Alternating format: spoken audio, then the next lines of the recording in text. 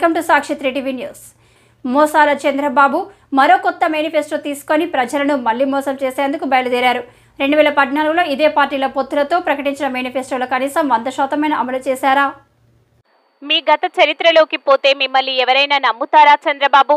అప్పట్లో ఓట్ల కోసం ఆయనే స్వయంగా సంతకం పెట్టి ప్రతి ఇంటికి మేనిఫెస్టో పంపించారు. అందులో రైతన్నకు రుణమాఫీ అని గెలవగానే మోసం చేసి చివరికి నట్టేట ముంచారు. డ్వాక్రా పొదుపు సంఘాల రుణాలు మాఫీ అని చెప్పి అక్క చెల్లెమ్మలను మోసం చేసిన మాట నిజమా కాదా చంద్రబాబు అని సీఎం జగన్ అన్నారు.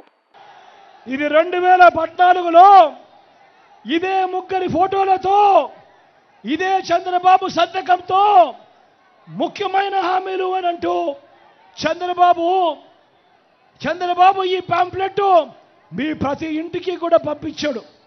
ఇందులో చెప్పినవి నేను ఒక్కసారి చదువుతాను. ఇందులో చెప్పినటివి ఒక్కటైనా జరిగిందా లేదా అన్నది నేను మిమ్మల్ని అడుగుతాను. మీరే సమాధానం చెప్పండి నేను అడుగుతా ఉన్నా. 2014లో ఇదే పెద్ద మనిషి చంద్రబాబు నాయుడు గారు అప్పట్లో ప్రతి ఇంటికి ఈ పాంప్లెట్ పంపించాడు. ఆయన సంతకం పెట్టి మరీ పంపించాడు. ముగ్గురి ఫోటోలతో పంపించాడు.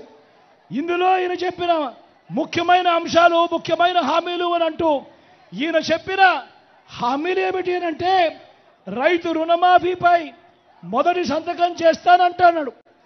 87,612 కోట్ల రూపాయలు రైతుల రుణమాఫీ జరిగిందా అని అడుగుతా ఉన్నాను మీ అందరితో కూడా. రెండు చేతుల పైకి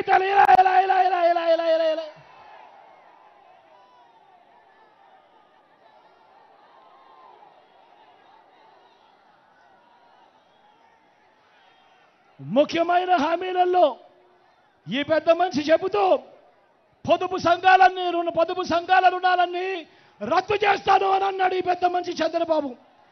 మరి నేను అడుగుతా ఉన్నా ఇక్కడ ఉన్న వాళ్ళందరినీ కూడా, వేల మంది ఇక్కడ ఉన్నారు, మిమ్మల్ని అందరినీ అడుగుతా ఉన్నా, ఒక్క రూపాయి అయినా పొదుపు సంఘాలకు సంబంధించిన అక్క చెల్లెమ్మలకు రూపాయి అయినా మాఫీ అయిందా అని అడుగుతా ఉన్నాను.